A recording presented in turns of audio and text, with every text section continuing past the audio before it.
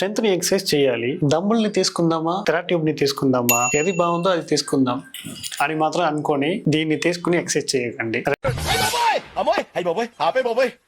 ఏముంది ఇందులో? రెండుకు ఒక కామన్ ప్రిన్సిపల్ ఉంది. దాన్ని అండర్స్టాండ్ చేసుకొని ఏదైతే ఎక్కడ మీరు యూజ్ చేయాలో అలా యూజ్ చేయండి. ఫస్ట్ డంబుల్ అనేది ఒక డెడ్ వెయిట్ అంటారు. మీరు ఏ యాంగిల్ లో చేస్తే ఈ వెయిట్ అనేది మారదు. నంబర్ 1. నంబర్ 2, ఇది ఎప్పుడు మిమ్మల్ని గ్రావిటీలోకి పుల్ చేస్తుంది అనమాట.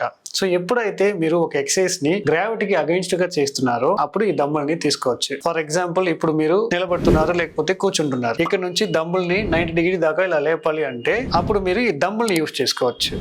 అదే మీరు ఒక ఎక్సర్సైజ్ ని ఇలా సైడ్ లో ఉన్న మసిల్ కి చేయాలి, కానీ మీరు కూర్చుంటున్నారు. అప్పుడు మీరు ఈ డంబుల్ ని ఇలా తీసుకొని ఇలా చేస్తే ఆ మసిల్ కి వర్క్ అవుతుందా అంటే అది అవ్వదు. అలాంటి సిచ్యువేషన్ లో మీరు ఏం చేయాలంటే ఇలానే థెరాట్యూబ్ లో వెళ్ళడం అనేది బెస్ట్. ఈ థెరాట్యూబ్ అనేది మీరు ఒక యాంకర్ లో కట్టేస్తే మీకు గ్రావిటీ ఉంటే లేకపోతే ఇది ఖచ్చితంగా రెసిస్ట్ చేస్తుంది అనమాట. ఇప్పుడు సైడ్ టు సైడ్ చేయడానికి ఇలా పట్టుకొని మీరు ఇలా లాగి చూడండి, మీకు రెసిస్టెన్స్ అనేది వస్తుంది. ఈ మాత్రం దానికి ఇంత షాక్ అవుతాడేంట్రా?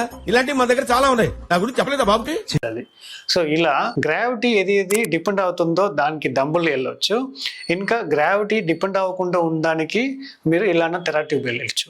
ఇంకా థెరాట్యూబ్ లో ఉన్న ఒక స్పెషలైజేషన్ ఏంటి అని చెప్తానా. మీరు ఎప్పుడైతే ఎండ్ రేంజ్ కి వెళ్తున్నారో ఎండ్ రేంజ్ కి ఏమవుతుందంటే ఈ రెసిస్టెన్స్ అనేది వేరియబుల్ అవుతుంది, ఎక్కువ అవుతుంది.